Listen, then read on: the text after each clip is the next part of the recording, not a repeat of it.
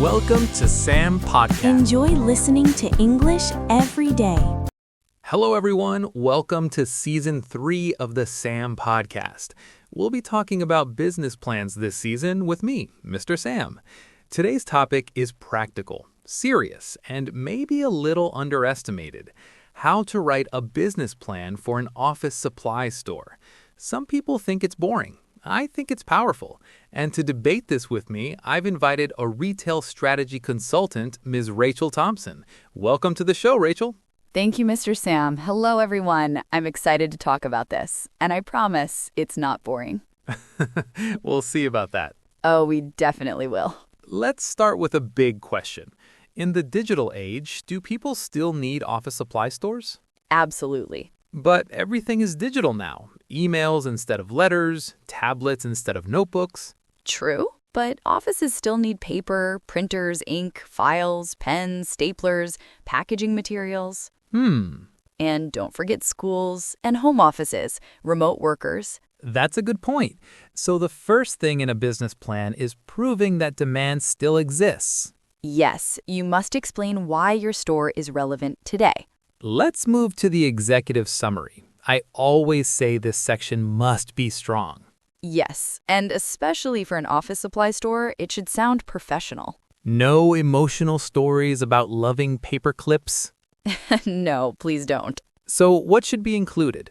Store name, location, target customers, core products, financial goals. For example, our office supply store will provide affordable and high-quality products to small businesses, schools, and home offices in the downtown area.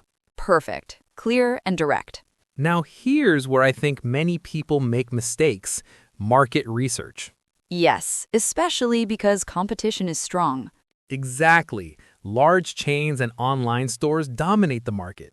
So your business plan must answer, why will customers choose you instead of ordering online? Maybe convenience. Convenience is good, but be specific. All right, let's argue a little. I think small office supply stores can survive mainly by good customer service. That's not enough. Not enough? No. Customer service is important, but price matters too, and product variety. So what should the market research section include? Number of nearby competitors, their price range, their product categories, gaps in the market. Gaps? Yes, maybe competitors don't offer bulk discounts.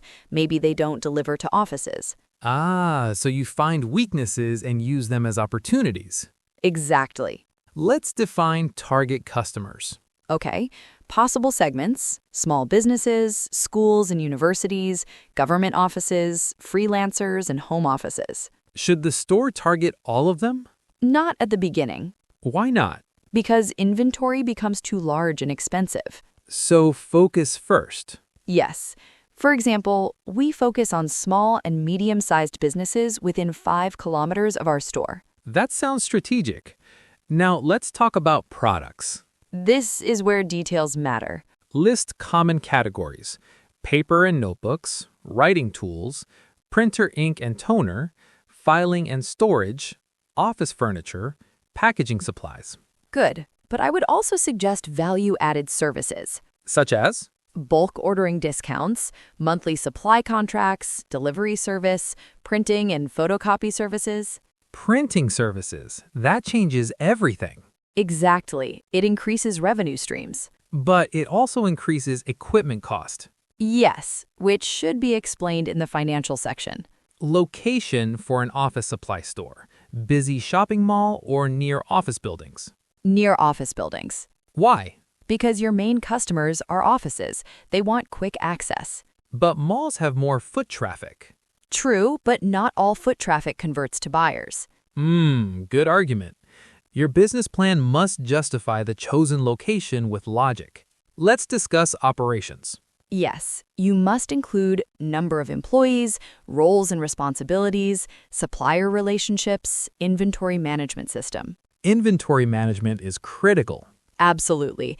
Office supplies have many small items. Without tracking, you lose control. So maybe use software to track stock levels. Yes, and mention that in the plan.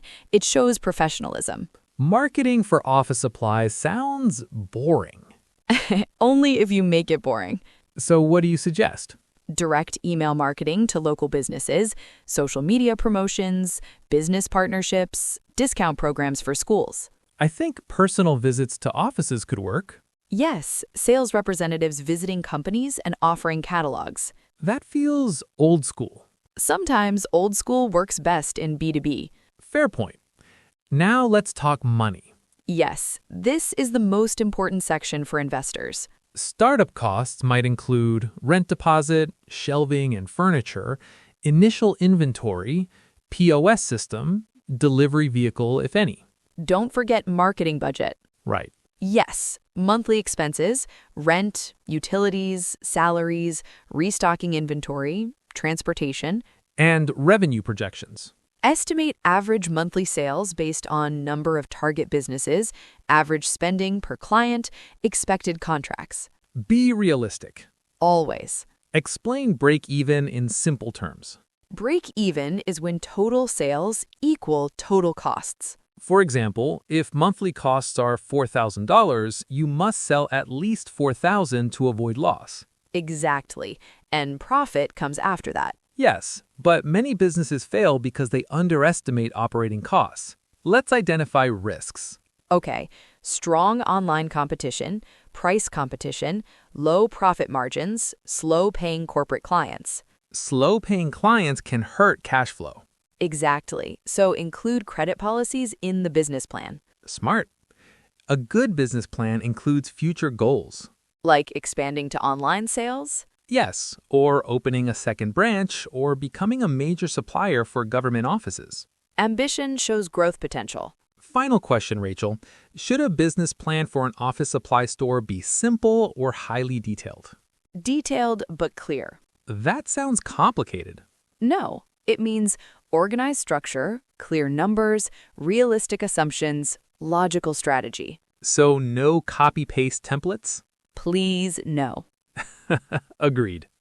Today, we discussed how to write a business plan for an office supply store, including executive summary, market research, target market, products and services, location strategy, operations, marketing, financial planning, risk management, long-term goals.